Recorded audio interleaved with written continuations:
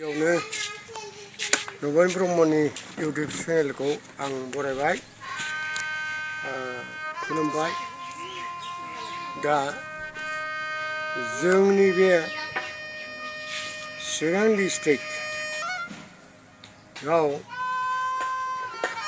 गोबां दुखु दाहा बायदिसिना दं। दा बेनि गेजेराव दुखु दाहाखौ जोंबो सामलायनो ना सामलाया बेखौबो सोरबाया सोरबाजों दुखु दाहानि गेजेराव खामानि गैया, खामानिखौ मा अबस्थाखौबो दैखांनो हायाखै।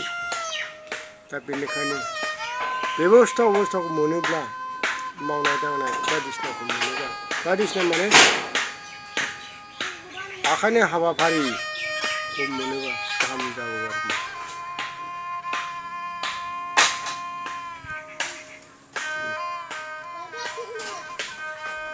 नैबे बोथोराव दा आबादारि एग्रिकालसारनि जेनेबा माइ गायनायजों लोगोसे दख'ना गाननाय, ओंखाम जानाय, दुब्लियाव ओंखाम हैनाय, खेथिजों माबाजों दुब्लि गोमोनाव ओंखाम जानाय बेसेबां खहाबो।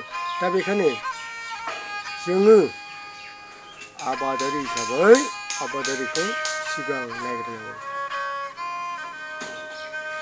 मारै नागिरनांगौ होनोबा, आबादारि नङाबा जोंनि बे ओंखाम मोनसे ओंखाम उदै एबा बाख्रि नङाबा जों हाया। एसटिआ बा बर' हारिया